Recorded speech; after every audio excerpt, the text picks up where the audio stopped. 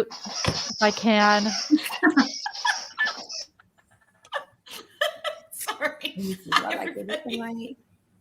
Oh my, right as we were going live, Michelle's dog Nico decided to find his favorite loudest toy, which is fun. Hello, welcome to our November Empower panel. We are so excited to have you. Today we're going to be talking about respecting your boundaries. Before we do that, I just have a couple of things to say. First of all, if this is your first Empower panel, welcome. This is something we've been doing every month since this summer, and we've been doing it. Thank you so much to, oh my God, I'm so sorry. Thank you so much to Denmark for being an awesome partner in this program for us. We really appreciate your support and your help in making this possible. And the whole point behind these Empower panels is to come together and talk about things that aren't talked about enough with women from diverse backgrounds and perspectives and opinions. So that is why we are here today. And we're so glad that you all are joining us. Before we get started, I have created a YouTube channel, and it's just 911 Wonder Woman. I think if you search that, it'll come up.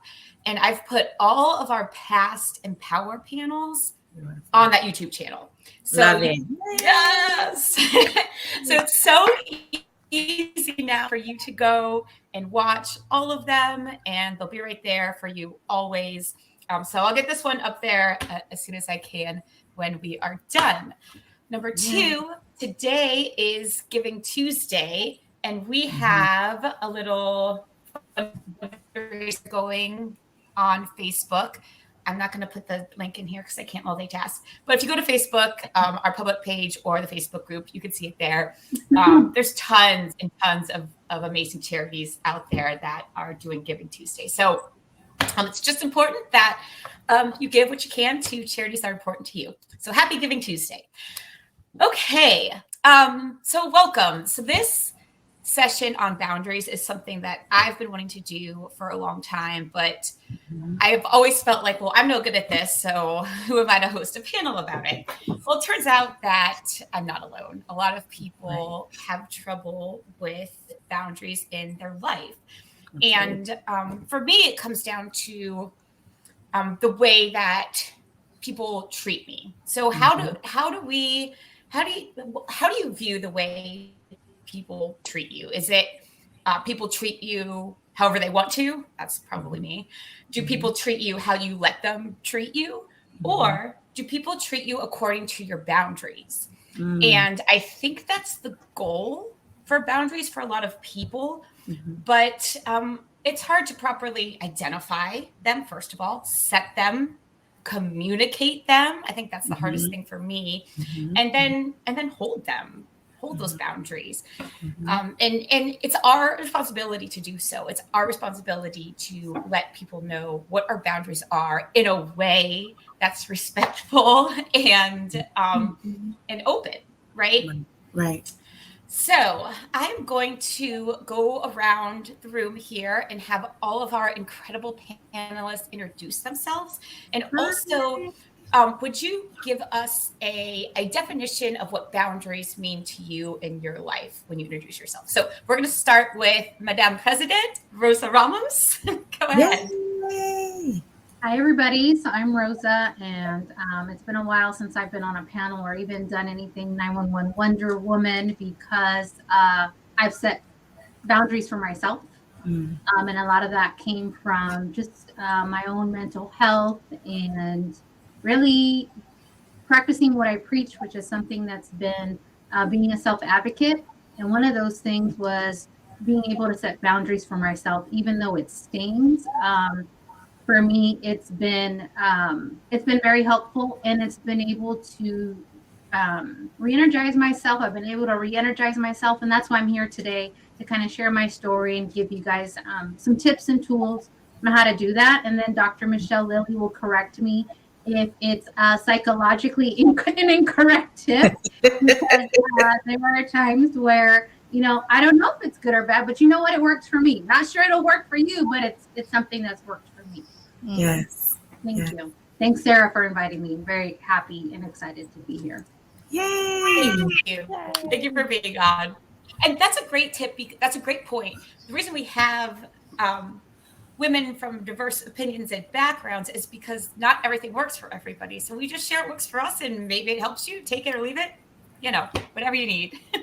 Okay, Dominique, please, you could go next. Oh man, I didn't think you were going to pick me next, but I am. Hello, everyone. Good evening. I am Dominique Mathis, founder of Hello 911, and I have been in public safety now almost 20 years, but I love it. I'm just ready for new adventures. So what is boundaries to me? I think that can be very complicated for me because I'm like you, Rosa, like I find it a little bit difficult to have, but I think boundaries is most importantly for me, establishing roles and maybe responsibilities in our personal lives, so we do it a lot in the workplace where, everyone needs to know their lane or everyone needs to know where they stand is, in someone's, let's say a paramilitary organization. I think applying that to your real life a lot of times is definitely what you need to do because you talked about it earlier. Do people treat us the way we want them to treat us, or do we teach people how to treat us? So boundaries for me is establishing those roles with people that you interact with every day, knowing when you can say no, knowing you can say yes. And, a lot of times we promote the Wonder Woman, right? But understanding that we're still moms, we're still spouses, we're still friends. And it's basically balancing it all. And that's when you understand the boundaries that you're able to cross and the ones that you're saying, you know what, I'm just going to sit in stillness for a while. So that's what boundaries is to me. Thank you so much, Dominique, and thanks for being here. Yay. Okay, Dr. Lilly, please tell us how you're breaking one of your own boundaries right this Yeah. You guys can hear me, right? Okay. So yeah, I will start. First of all, Rosa, I never correct anybody, unless they really need it, but never you. I am not feeling well. I've got some kids home with the flu. Usually I'd be like, I'm sorry, I can't do this, but I love you guys. And so I'm just getting through.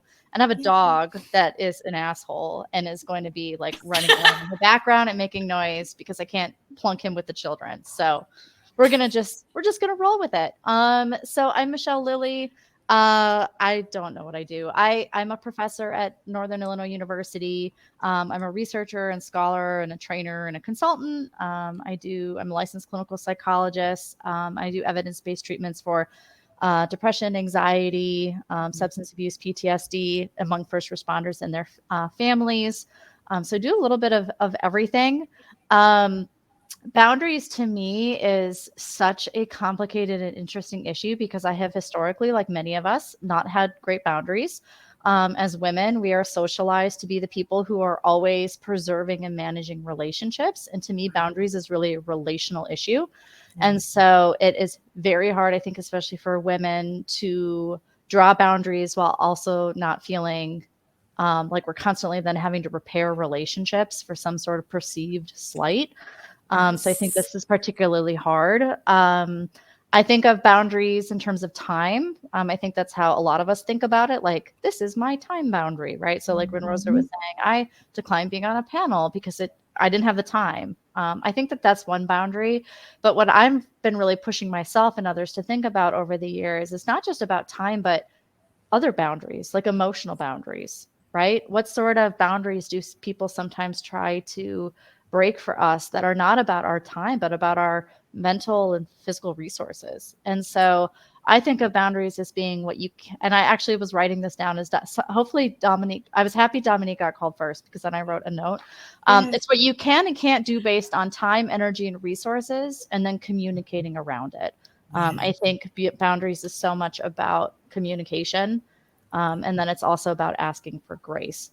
I think a lot of men, sorry, men, skip that step of like feeling like they have to ask for grace. But I think one thing that I've done is improve my self-grace and self-compassion over time in order to allow myself to set and communicate those boundaries. Yes. That was very long. Sorry. No, that's okay. Informative. So you're good. It was informative. Yes. Thank you. Yes, it's I think that I think it is an issue that specifically hits women because there's always I want to set a boundary and then like go hide in the corner and be like, oh no, what's gonna happen? What's gonna happen? What's gonna happen? And just like be terrified. It's almost impossible. Then I have to apologize. Oh God, I'm so sorry. But I'm hoping today we can flip that script a little and look at boundaries as a kindness to ourselves and to other people. I've kind of begun to think of it as if I have a peanut allergy, I need to let people know and refuse to eat the peanuts. I'm not going to just eat a peanut because I don't want to hurt your feelings. Right. And if you're offended by that, I'm just trying to be alive. And you don't own that offense, right? That's not your thing to own, right? Right. Yeah. Right. I think it's something that, we carry this guilt, like, oh my God, I'm going to say, set my boundary or communicate something, and how they receive it or how they feel about it. I feel already this guilt, but that's not really that guilt to carry, or the disappointment to carry. And I think that's where that block is. We're really good at saying, I'm going to set this boundary, but I think we have the challenge of actually respecting the boundary that we set. Right. And I think it starts simple things. For example, I find myself where I've set a boundary of, I'm going to use my smartphone to tell me, hi, you've reached that hour of being on social media. Right? Those things exist. But then the smartphone says, hey, this is a reminder. You got 1 more minute to go, 15 minutes to go, or do you want to ignore the boundary that you've set for yourself for the rest of the day? Yeah, we do it all the time. We do it all the time. And it's that small thing. And then you carry that guilt of, oh my gosh, I've set this thing and now I'm ignoring it for the rest of the day. Yeah. And I think that follows us throughout every other thing. Yeah. I experienced that last night where I was working on a big assignment, and I literally got off the computer at 12 o'clock last night. But it was so hard for me to put my phone to the side, not get on social media. And I did it for some hours, and I was very shocked at myself. But that was for me, like you said, setting those boundaries for self, saying, hey, it's time to get off of your phone because you have 10 other things to do. But it was in those moments, honestly, I feel like I had so much clarity. My mind was clear. I was happy for myself for completing this project, all because I said to myself, nope, you're not going to do it. And I think a lot of it, kind of like what you said, is I think a lot of it plays a role in your confidence, right? Setting those boundaries with others is being confident and saying, you know what, I'm not going to be able to make it. I'm sorry. Just like Roxy kind of said in the chat, don't apologize for it. Just own it and being confident in what you said. But I struggle with that a lot. Always wanting to be the yes man or the yes woman, when really, what's wrong with telling people how you feel? They're either going to respect it or they're not. So I'm working on that. And it's okay to say no. Yes. And it's healthy to say no. Yeah. No is a full sentence. You don't have to say no, but, or no, sorry, X, Y, and Z. It's, no. This is not going to work for me. Prior to going live, we kind of had a little bit of banter between the four of us. Michelle had reached out to me and said, hey, there's this panel. Do you want to, join it? And I said, no. I just, and her request triggered me. Her request was not trigger you. But that's when I knew I had to say no. I was like, oh my God, how do I fit this into my schedule? I have kids, I have a paper due, I'm managing a comm center, all these things. And I was like, Michelle's asking me to do it, I want to do it. But then I was like, no, like I already feel triggered by this. Yes. I'm already sensing anxiety within me. Why am I going to do that to myself? And I had to say, no, maybe next time. That's right. Well, that's really getting at that emotional boundary, right? You know, there's like the time boundary. I don't have the time for this, but it's literally causing me to have a physical reaction in my body that I don't need to be having, right? It's why I'm also not often on social media. So people are like, oh, you're not on social. And I do post some stuff here and there, and I like a little, but I have a very strong boundaries with social media because of how it makes me feel. I don't like it. I don't like the way that social media makes me feel, generally speaking. And I have a very curated Facebook page, right? So it's about the time, but it's okay to say no in the service of protecting our mental health. It's kind of fierce, protective self-compassion. Yes. So that kind of goes to, how do we know where we need to set a boundary, especially if you're a novice like me? I recently listened to a podcast. It was Glennon Doyle's podcast, which if you haven't listened to it, I cannot recommend it enough. It's so good. It's called We Can Do Hard Things. But they were saying you need to set a boundary in your life when, just like Rosa said, you get that icky feeling around a thing or a place or a person or an event. We have our gut, right? And I'm learning more and more to listen to it and to trust it.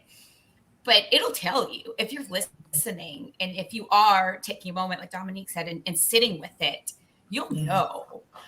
And that's kind of a red flag to me. If someone asks me to do something and I don't want to do it tomorrow, why am I saying yes to it 3 months from now? Because I'm not going to want to do it then either. Because I get that feeling, right? And putting it off doesn't help. So in your life, how do you identify those places where you need to set boundaries? We talked about it, right? The mental health component of it. And I think that's a very big thing, you know, when it starts affecting our mental health. Like, I'm going through this transition right now, and I'll be honest with, you know, everyone, where I realize that I have failed to set boundaries in the past. And it has definitely, or it did take an overall turn on my mental health, to where when I should have said no, I was constantly saying yes. And we don't and it does something to you physically. I think it does something to you emotionally. And you think about this, you start to resent what it is that you're saying yes to. And it's not the person, the place, or whatever it is that you're saying yes to, is not their fault. It's something, in my opinion, that you're dealing with internally, to where you had the power to say no, you had the ability to say no, but you chose to say yes because you didn't want to feel like you were a failure. I didn't want to feel like I was a failure. I felt like I was trying to prove others wrong about their opinions of me. So for me, it was lacking the confidence, but at the same time, I was breaking and tearing myself apart. And now it's when I realize that, when I'm putting it all together, because now my mind is clearer now, I can see, with me not saying no, or saying, no, I can't do this. No, I'm out of town. No, I am going to be busy with my sons, or just overall, I don't want to show up. And I'm feeling the effects of that. I have felt it. And now I see where I failed. But then I always think about things as everything is a testament. Everything is a lesson. And the valuable lesson that I learned is I have to start saying, take time for me, take time for Dominique. So that's when I started to feel the effects of things. And I'm happy now, and I love it. So good for you. Yes, I love it. Right on. Yeah, when I turned 40, I was, things have changed a lot since then. And I'm only 43. So, I mean, 3 years, I got like divorced, and now I'm remarried. I mean, it's crazy, right? But I remember when I turned 40, and I said, I'm going to give a gift to myself that's free, which is the desire to stop giving a crap about what people think about me all the time. I'm going to literally give myself the gift of setting myself free, so that I am no longer beholden to these patterns of cycles of resentment, where I agree to do things and then I just feel it's like what you're saying, Sarah, like, it's like, I don't want to do it tomorrow. So I think it was like what's that woman's Rachel Hollis? She's an author. She's like the girl wash your face. She wrote, and I say to myself all the time, if it's not an enthusiastic yes, then it's a no. Right. So if we cannot, if it's something I have to do, I might not be enthusiastic, but I have to do it. But if it's anything extra, Yes. if it's going to take away from my kids, things that are valuable to me, then it's a no. It's not an enthusiastic yes, then it's a no. Like I'll rephrase. If it's not a hell yes, it's a hell no. Yeah. This is true. Oh, this Yeah. is true. Yes. Love that.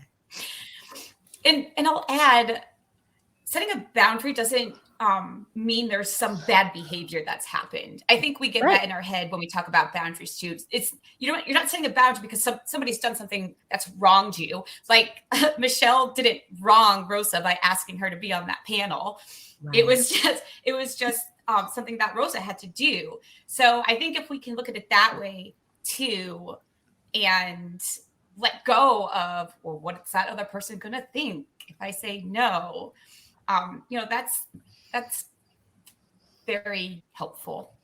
Very well, helpful. And I think at the end of the day, it's you are the one that's going to have to deal with the consequences of you agreeing to something you didn't want to do or allowing something that you didn't want to happen, right? So you have to deal with those consequences. So you have to think about, okay, do I want to feel light and like, okay, I did this hard thing by saying I confronted this difficult thing of saying no, or, advocating for myself, respecting my boundary, or do I want to carry the feeling of violating what I've set for myself, violating myself? And, I think the pandemic taught me a lot about that.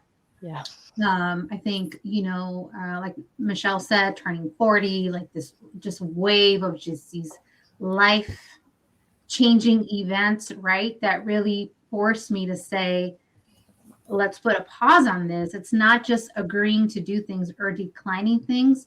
It's also making sure that I'm not avoiding conflict,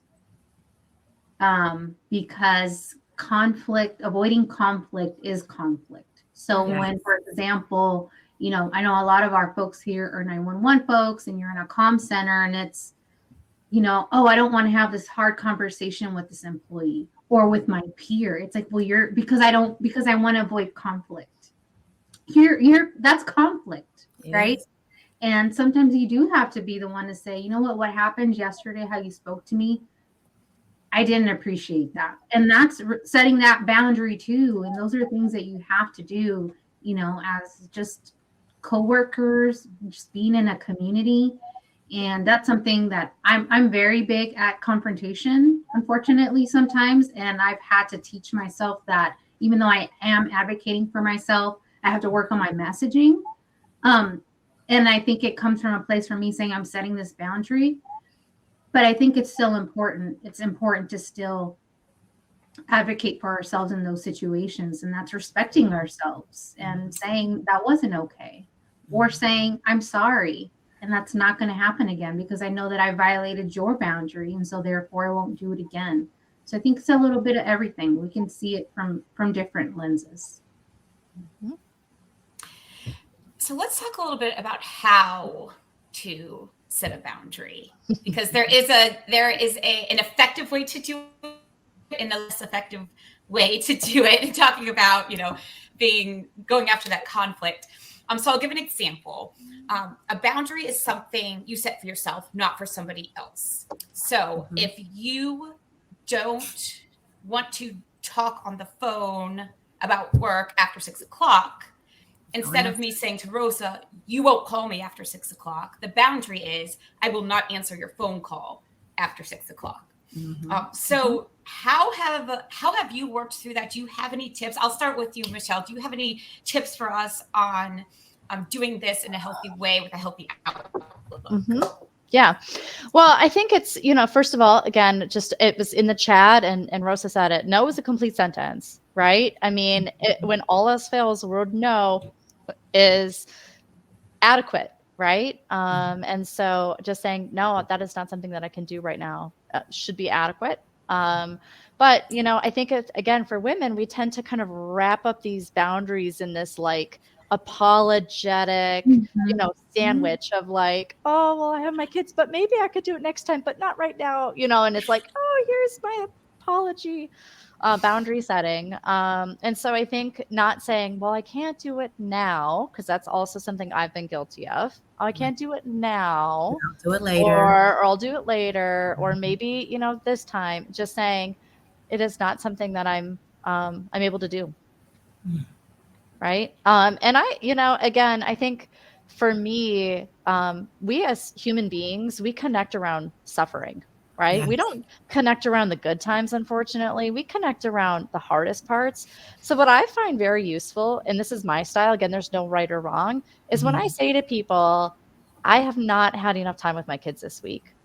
This is not something that I can do. I have never had someone be a jerk about that. You know, I've never had somebody come back at me and say, they may say it behind my back, but who cares, right? I don't care. You go say whatever you want about me. I don't give a crap, right? So if I can explain to people, and it's not an apology, it's more of like, I want you to know that I value you and I care about what you're asking me for, but there are these other things that I have to prioritize. I ask for your grace, right? That's, you know, so that's usually how I do it without too much explanation. Like I've used to find myself writing paragraphs like, I had this happen and then this happened and then I got sick and now my furnace is dead. Please, I will do it in 3 months. Right? That was me. I'll tell an entire line to get out of something. Yeah. I want you to know every single possible barrier that's getting in my way of fulfilling what you need of me for free. Right. That was me. So now it's short and sweet. You know, I'm sorry. Things have been too hectic. I really need to reorient to my kids right now. Done. You know. I get it. I will say I've been that person where I've written that, sorry, I can't, you know, I got a flat tire and then I, you know, AAA's late, you know, like the whole story. And I will say 2022 has been the year that I've said no. And I think communication is key. For example, friendships have changed for me because of the need to set boundaries. For example, you know, I think we all make really good friends at work sometimes, and we end up finding if we're very fortunate, we could find a best friend at work, right? Or a really good partner. And you know, I've had to say, if this conversation is a 6 o'clock conversation that's going to turn into a work conversation, let's wait for tomorrow. Because I am not in the mind space, nor do I want to talk about work right now. I'm home with my family. And I've had to say that, and I've had to explain, this is not because of you. This is just because of the space that I am in, is that I want to respect my time, respect my family's time, and I'm not going to spend time on my vacation nor on my off time to talk about work. Absolutely. I'm just not going to do it unless it's a code 3 emergency. You know, I'm responsible for a 24/7 operation, 100%. But if it's something that we can talk about on Monday, or we're venting, I don't want to vent today. And I've been just very upfront with people about it. It's mentally, I can't take it. I'm burnt out. Yeah. And that's also been a reason why I've been kind of quiet on the 911 Wonder Woman front. Was I was kind of tired of being a Wonder Woman 24/7 for everybody and everywhere. And so I've had to put a pause on things, but being able to tell people it's not about you, it's about me. And I just need that time. I just need a break. I get it. I'll tie mine into being a parent, right? I know a lot of times we kind of relate things to work, but it was setting boundaries with my 10-year-old, where I realized if I was out, he would call me and say, Mom, what time are you coming home? And this was constant. Right. Yeah. So someone kind of I'll say this, therapy. I believe in therapy. So the therapist was like, therapy's the best. Find a therapist. Where the therapist was like, you keep it up, Mom, you need to stop, because he's going to continue to do that. So I could be out having a girls' day, which I probably never do. And here I am now, I want to be free. And here comes my son constantly calling me every hour. And I used to become frustrated, but like he said, tell him don't call you back. But I'm like, well, what if it's an emergency? It's not an emergency. He's just calling you to call you. And that was the one example. Another example was him always barging through my room. So he wouldn't knock on the door. So a guy actually said this to me one day, I think a principal of a school. He said, why doesn't he knock on your door? I'm like, because there's nobody in here. Like, it's whatever. He was like, absolutely not. Because he thinks he can literally just barge into your room and that is okay. And he did that for forever. He's 10. Poor Romello. So, but now I literally had that one conversation with him about it. And now he's very conscious of it. Like if he'll walk through my door, he's like, oops, let me close it back and come back. And he'll knock. So, it's true. Like you have to teach people how to treat you. And again, for so long, I allowed him to be free, but I didn't realize that it was having a long-term effect. And once we started establishing the boundaries, all life has been great. It's been great. Yes, it's been great. I think that's, if I can jump in, because it's kind of what you're saying. And I have 10-year-old twins, so I get this. God, I get it. Right. I do. Yeah. And your relationship with them has to change over time. But I kind of hearkening, and I think it's kind of related to what you're saying, Dominique and Rosa, but, we're so afraid of damaging relationships, right? Or losing or changing relationships. Like if I draw this boundary with my kid, are they going to resent me or think that I'm less loving? Or if I draw this boundary with my friend, are they going to be upset and, whatever. And so what I would agree with you, Rosa, like the way that my social landscape looks, from 40 to 43 is very different. I have now a very small, tight-knit group of badass women that I love spending time with, and I can draw boundaries with, and they can draw boundaries with me. And what has ended up happening is I lost some relationships that, it was like, oh, well, they won't like me. That's okay.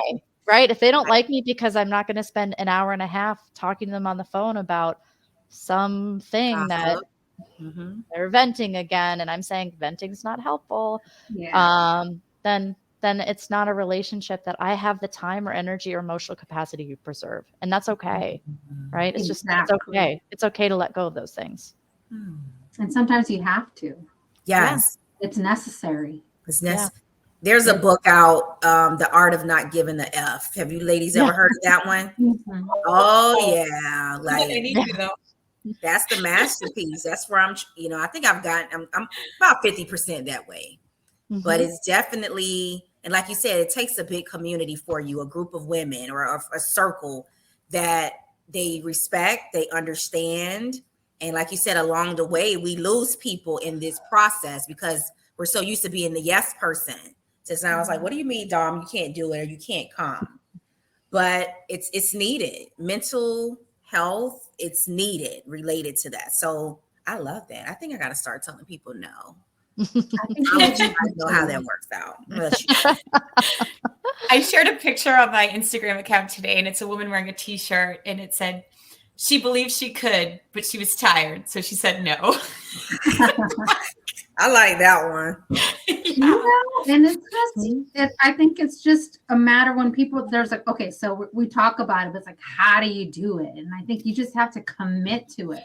Yes. You just have to make the commitment that, okay, I feel this way. My spidey senses are saying it's a no-go. Right. I feel it. I need to commit and say, sorry, I'm not going to say sorry, but it's a no-go for me today. Yeah. Or, hey kid, like, let's talk about how you're behaving today because we are not going to continue this behavior. Whatever the case may be, I think it just needs to be a commitment to yourself, right? That this is what I'm going to do, because we all know it. We all know when it's like, oh, I really don't want to do that type of thing, but it's a commitment like anything else, like, weight loss. Oh, I have to commit to this weight loss program. Well, no one else is going to do it for you. And when you shouldn't be eating that, or when you shouldn't be drinking that. It's all these things. It's just a matter of us having the will to do it. And we all have it. It's it's just hard to say no, and it's hard to not say I'm sorry, but This is true. Does anyone out there here in the comments, do you give yourself pep talks? Like I know it sounds stupid, but I like literally have to give myself a pep talk. And I think I started doing this when I saw the movie Luca. It's a Disney movie, if anyone's seen it. And one of the main characters he says, Silencio, Bruno. Silencio, Bruno. Yes. And I literally have to say to myself, and this is what I say, and again, got this from Glennon Doyle, but don't disappoint yourself because you don't want to disappoint other people. Disappoint everyone else for not to disappoint yourself. That's just what I need. It snaps me out of whatever crap is going on. That's important. That's important. So. But what I say to myself all the time, because like I have my job, like my big girl job, and then I have lots of other jobs, right? You do. And so many jobs. A lot of jobs. So that time, these other jobs come directly out of my time with my children, right? Mm-hmm. Because I could otherwise be crafting. I wouldn't be crafting because I hate crafting. Or I could be baking. You know what? No. I know. People send me crafts all the time, and I'm like, this is adorable, but this is not my heart song, right? Fine. But I tell myself that if I say yes to this could take away time from my kids. Right. And my kids are the most important thing in my entire life, right? Yes. So there is some of that I'm okay with, right? Because they don't need me every minute of every day, and they're learning to be independent, and all of that is great. But I have to like constantly bring to mind what I value, like living a values-driven life. And that first value of mine is my children, right? And spreading joy and grace. And so I'm not going to do that if I deplete myself. Yep. So that's what I do. So maybe it's a pep talk, but I think it's more just like, if I say yes to this, I'm foregoing these things that I love and that will replenish me. Whereas this is going to deplete me. Yes. That is such a good point. If you're saying yes to something, you're saying no to something else, and think about what that is when you're saying yes to something. Mm-hmm. I feel that. I feel that because I think I can do everything, right? Why can't I? I'm a woman. Well, we can. We could do everything. We're just gonna lie depleted in a pool of like self-deprecation at the end, right? Yes, the burnout. That's where the burnout comes in, feeling like we can do everything. Yeah. And I think that's I'm tired too. I get so tired. I'm tired too. You get to a point where you're tired of being tired, and you know it. And it's like, okay, so what gives? And you need to, I think, reprioritize. And for me, that was taking a break from doing certain things. That was even though it would give me joy, it wasn't giving me joy anymore. It was causing me stress and anxiety. Yeah. And so I said, then if that's not the thing for me right now, what used to give me joy, I need to not do that. Yep. And maybe I'll come back to it. Mm-hmm. Right. Mm-hmm. But again, we all sense it. I think we all have those spidey senses, and it's just really just paying attention to those signs and doing something about it. Because I think it's very dangerous when you just ignore them. Mm-hmm. It is. It can become dangerous if you do. So that would be my piece to everybody here is just don't ignore the signs, don't ignore the feelings, do something about it do something with those. That's right. Sarah, I don't know if you noticed there's a question. Yes, there is a question. I'm going to read it. I'm going to have y'all answer it. And it has to do with professional boundaries. Okay, here it comes. How do you handle boundaries that are habitually overstepped in this profession? At what point do you ask the hard questions and decide to walk away? This career path is filled with these landmines and points in which we have to reevaluate and are made to feel guilty about thinking about leaving because our purpose. How do you make sure you are putting yourself above this mission when you are looking inside of yourself and then having the courage to stick to whatever decision you choose? It's a good question. Can I jump in there real quick? Yes, ma'am. I'm glad you took it first because I think I was a little bit wrong. You were triggered, girl. You were triggered. I saw you. But I will say multiple. I mean, this is an onion right here, right? This is the biggest purple onion I've ever picked to try to make some guacamole. So stand by. But the biggest thing that stood out to me is we are made to feel guilty. Why are you allowing people to make you feel guilty? I've been there. Like, I just gave myself chills. Like, F that. No one needs to be making you feel guilty about anything. Yeah. That's a boundary right there. You don't get to make me feel any type of way. I control that. Yeah. So number one, that's the biggest thing for me is no one gets to decide how you should feel. You decide that for yourself. The other things are, how do you handle boundaries that are habitually overstepped in this profession? I mean, I think, it depends, right? I don't think any of us have that magic answer. It just depends on the situation. If that's a hard discussion to have, you need to have it. If that's from an HR perspective, it needs to be in writing. I mean, there's a lot of different things here.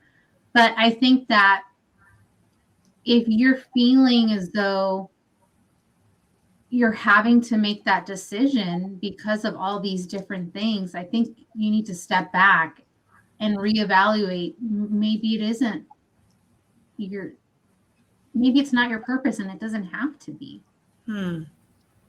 Like, who said it has to be your purpose? Yeah. And maybe your purpose changes. It changes. Like, it completely changes from time to time. And just because someone's like, woohoo, this is my purpose, I'm going to charge up this hill, and die on this hill or whatever the thing, that's them. It doesn't have to be your mission. It doesn't have to be your purpose. You don't have to be made to feel any kind of way. Joyce, I'd love to hug you and just mentor you and just because I've been there and it took me time to get out of that. Like, that doesn't have to be my purpose. Right. Who said so? No one. You get to decide that for yourself. Yes. We are our happiest when we are living in a life that's consistent with our values, and those values do change, right? So when you're young and have a different perspective, and maybe you don't have kids or you have other things competing, or you have a different boss, or under different conditions, you might have very different values. And as you age and as you have different experiences, those values and what innervates you and what you experience as naturally rewarding to you shifts over time. I'm a very different person than I was a decade ago in terms of what I think my purpose is and what my mission is and what will sustain me professionally and personally. And then having to be very upfront about how to live in accordance with those values. So those things can change. Your purpose can change. So yeah, I 100% agree with you, Rosa. This topic is very near and dear to me because I feel like, Joyce, you're telling my story, and sometimes I ask myself, do I want to share the testimony? But I'm sure I will one day. But I get it. But I get the part where you ask, how do you handle boundaries that are habitually overstepped in this profession? Kind of goes back to what we talked about earlier about you teaching people how to treat you.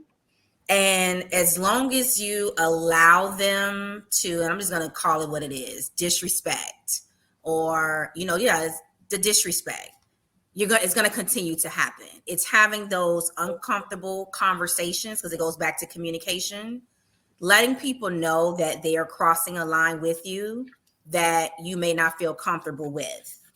And it's not what you say, it's how you say it. It's the delivery about it. And once you establish that, and I think that's where I failed at, because I didn't want to feel like a failure. I have to prove something to everybody. But I realized at the end of the day, I was only hurting myself. And you talked about the career being a lamb. Just absolutely, because not only are you dealing with the public and their issues or they need help, you're also dealing on the other side of things. And I've been on all sides. And it's understanding that, hey, am I living in my purpose? Because you said it, values change, purposes change. Who I was at 19, starting into the career to now 37, I am definitely a total different person. I'm total different. Who you see now is not who you saw 10 years ago. And I think for me was to understand, and it's for anyone to understand, that you are exactly where you need to be at this given moment. There's a purpose behind you being somewhere, or answering a call, or supervising, or being a director, or, having your own business, to whatever it is in life. However, things do change. And when it starts to not bring you joy, someone talked about that in the comments, where it's not bringing you joy anymore, you're always constantly sad, then it is time for a change. And that change can be very scary, but you'll feel so much powerful as a person when you make the decision to say, you know what? I've done all that I can do here. It's time to move on. Or I'm not ready to move on. How can I change this dynamic? Because sometimes people may not know they're crossing boundaries with you until you say something. Yep. And you got to be able to have those difficult conversations. But just think about this, have those talks, talk to yourself. There's nothing wrong with looking in the mirror and saying, I know I can do this. I know, like, I'm gonna, me and Mike are gonna have this conversation today. There's nothing wrong with that. But it's understanding that you have to do what makes you happy. And if helping people is what you love to do, there are 1,000 ways that you can help people. But I love 911, so still answer the call. But it's honestly, have that confidence in yourself to say, hey, I'm ready to make a decision. And I will tell you this, always have plan B, C, and D of what you're going to do. And you'll be fine. Yep. Have your plans B, C, and D. Yeah. That'll give you power and confidence. I think something also is, there's this, and I don't know if it's Oprah that says it, like, you have to have a purpose. It's like, why do we have to chase the purpose, right? It's almost like you're checking the box off, like, oh, by the time I'm age of this, I have to be married. By the time I'm this age, I have to have 2 kids. Oh no, wait a minute, I have to buy the house first and then get kids, right? It's like this thing that you have to check off, and it's like, why can't we just be? Yes. Live in the moment. This thing, like, I have to find my purpose. It's like, man, like, if you're not used to running a marathon, you're gonna stroke out. It's like, give yourself that grace and that peace of, blessed are those who have acknowledged and found their purpose. But blessed are those who are just being, like, just be. Yes. Like Nico. Yeah. Just like be. So don't do that to yourself. Well, we get trapped in so many bullshit cultural narratives. And that is like something with a couple clients right now. I'm like, I feel like every time she says something, I'm like, well, that's a BS narrative. That's a BS narrative. Oh, that's a BS narrative. That's also a BS narrative. Let's not get stuck in the bullshit narratives that we have about how life is supposed to be, and particularly how it's supposed to be for us women, right? Yes. As women and caregivers and spouses. And I saw something in here that I think Valletta said something like, people are offended now that you're trying to do your boundaries. I'll be honest, I got essentially divorced because of boundaries, right? I got to the point with my ex-husband where it was like, I don't think no matter what I do, because we've been stuck in this cycle of how we relate, that you can appreciate and respect the new boundaries that I'm drawing. And it ended our marriage, right? And I know that's probably is a little heavy.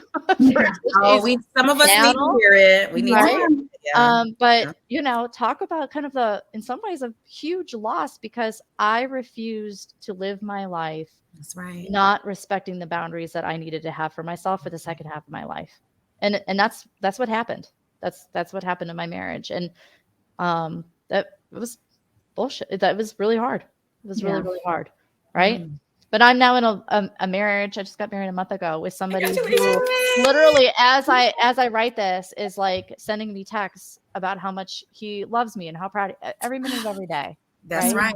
So, I think we sometimes pay hard prices, but when we continue to chip away and manage those boundaries and refuse to settle, Yes. we come out on the back end. I think you said it, Rosa, earlier. You're just happy, right? Like, it's just like you feel so set free. It's unbelievable. Yes. Right. And I think, and Linda, I know this is, oh, sorry. Go ahead. Go ahead, Sarah. Go ahead. Well, I was going to go back. I was just going to say, oh, go ahead. Go ahead. You go. Well, I don't remember. So now you're going to have to go. No, I remember now. Can I go before I forget? I'm in the second part of my life. I forget things now. I have to write notes. Conditioning and training. I think for those that, are wondering, how do I reset boundaries with people, or, I have to keep doing it over and over again. I think you have to condition people.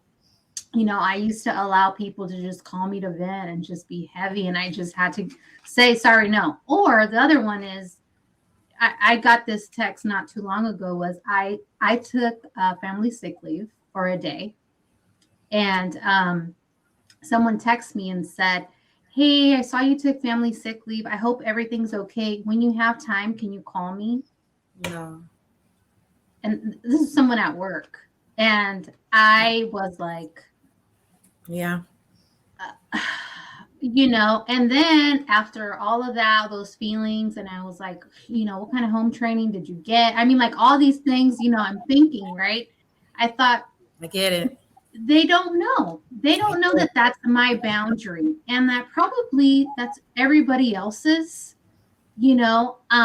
and so I had to have that conversation. I did oblige the phone call, and I said, just FYI, when I'm taking my sick call, my time off, unless it's a code 3 emergency, please don't call me or reach out. You're better than me. I just ignore it, but I've gotten in trouble for that.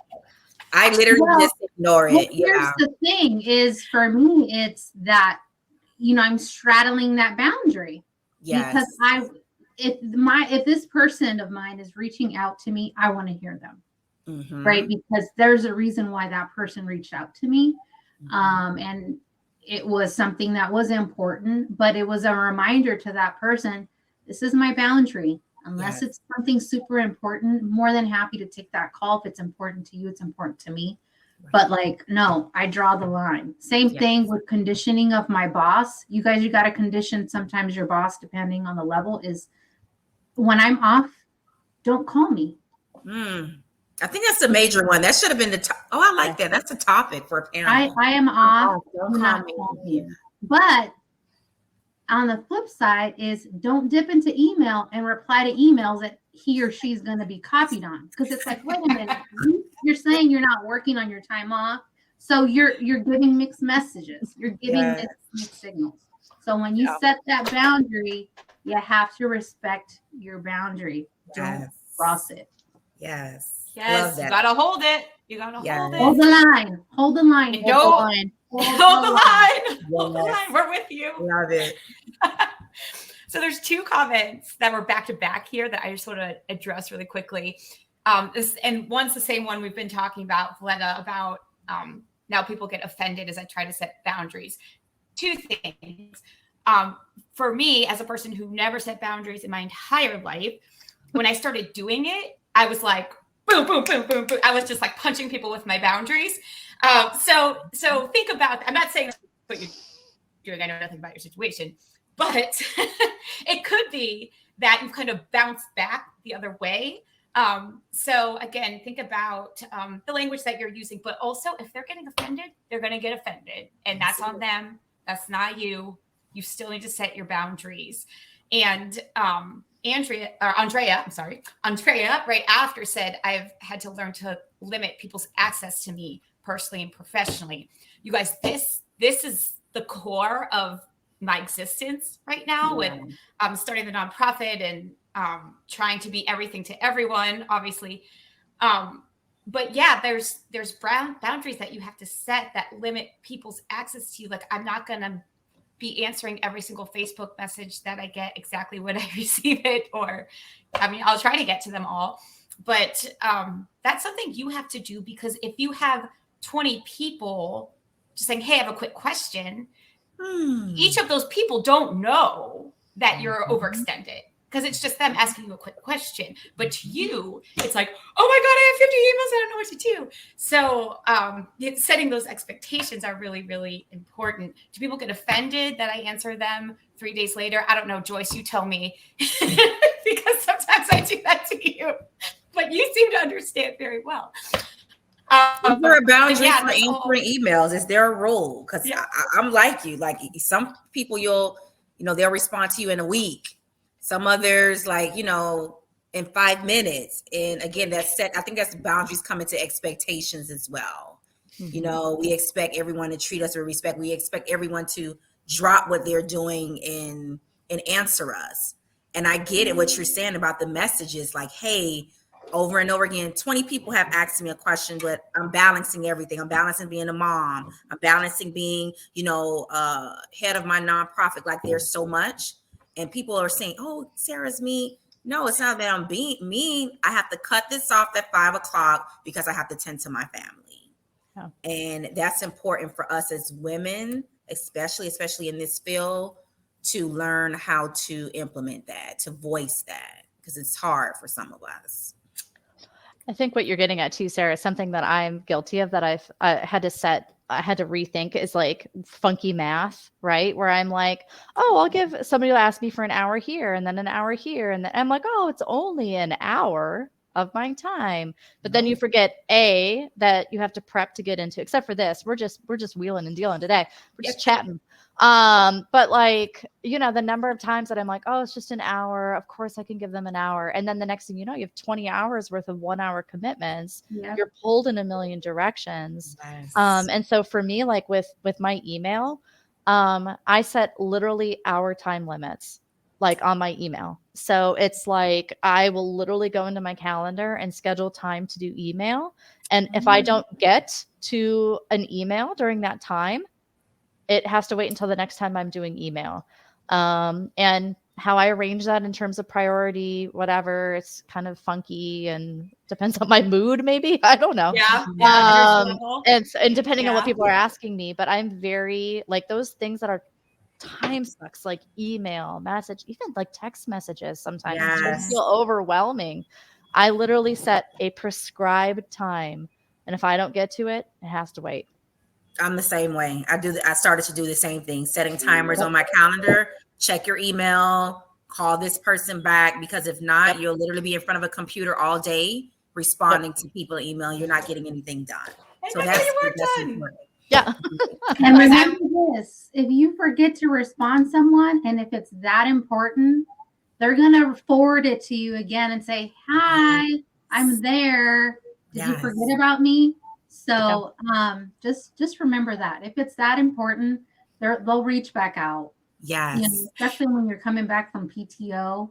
I think a lot of people get it. And if they don't, it's not your problem. Facts. Yep. I've conditioned my coworkers to email me twice. I think. Y'all look at this. I have 72 unread text messages. I know some of you are going to freak out. See that? Yeah. Well, you don't want to see my phone. That's where I'm at. I'm at 451. You don't want to see me. I'm at 451. That's impressive. People look at all my red bubbles on my phone and die. And I'm like, oh, this is where I'm at. This is where I'm at today. Mm-hmm. Sarah, on that note, I have to go. I did join my other meeting. But I did want to just leave everybody with just a few things that I kind of took down. That I took it from a post that found its way into my algorithm. But it's okay for others to feel sad or angry when I tell them my limitations or needs. It is not my job to make other people happy. Healthy people will not protest my boundaries. And the other one is no is a complete sentence. Yeah. Yes. Yep.